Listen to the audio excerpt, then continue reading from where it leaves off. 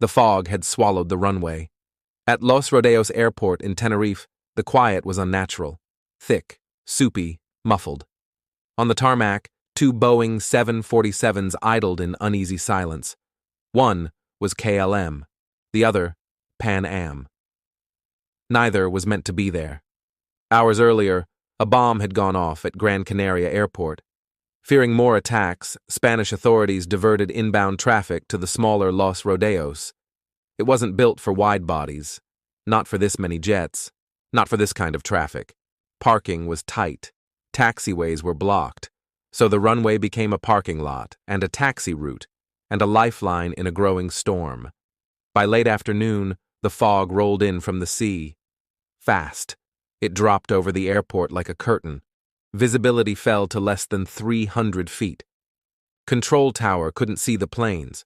Pilots couldn't see the runway. Static fuzzed the radio. Inside the KLM jet, Captain Jacob Van Zanten checked his watch. He was already hours behind schedule. His crew was running out of legal duty time. The fog wasn't clearing. The delays kept stacking. He was ready to go. He sat upright, shoulders tight, voice clipped. His co-pilot hesitated as Van Zanten read back the checklist aloud. Outside, the fog had thickened into a pale wall. Nothing could be seen beyond the nose. Inside the cockpit, nerves began to fray. Aboard the Pan Am plane, passengers stirred. Some had been asleep. Others passed time with magazines, music, soft conversation. The plane had missed its taxiway. It was still slowly crawling down the main runway, unsure where to turn in the fog.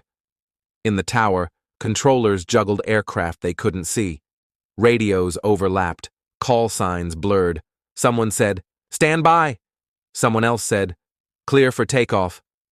The words were too close together. Static filled the gap. In KLM's cockpit, Van Zanten thought he'd heard the go-ahead.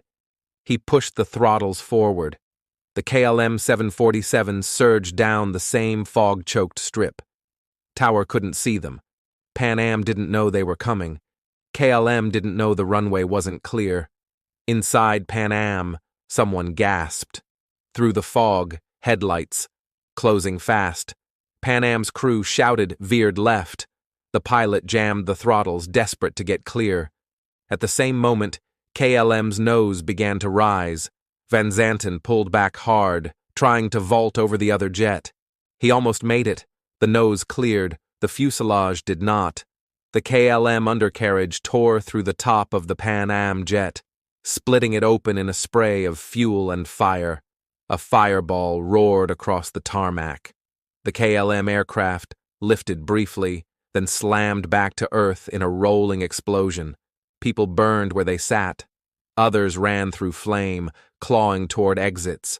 Some survived the initial blast, only to die in the smoke. On Pan Am, a few made it out, most didn't.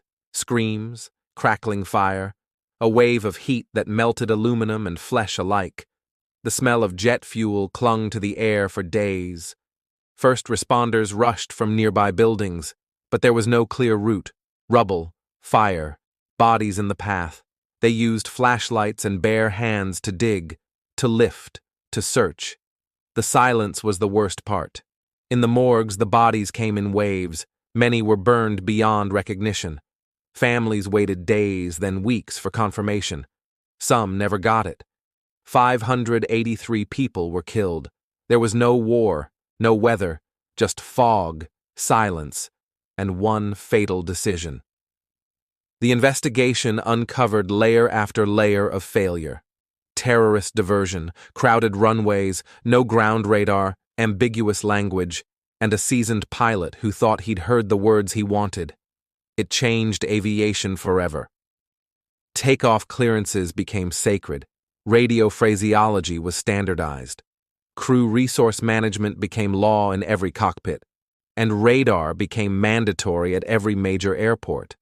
But it came too late for the men and women who died that day, most without ever seeing what was coming. Today, a memorial stands in a quiet corner of the island. Most who visit the airport have no idea what happened there, but the families remember, The pilots remember, and the runway remembers. Thank you for listening to Road to Ruins. Subscribe for more true stories where systems fail and people pay the price.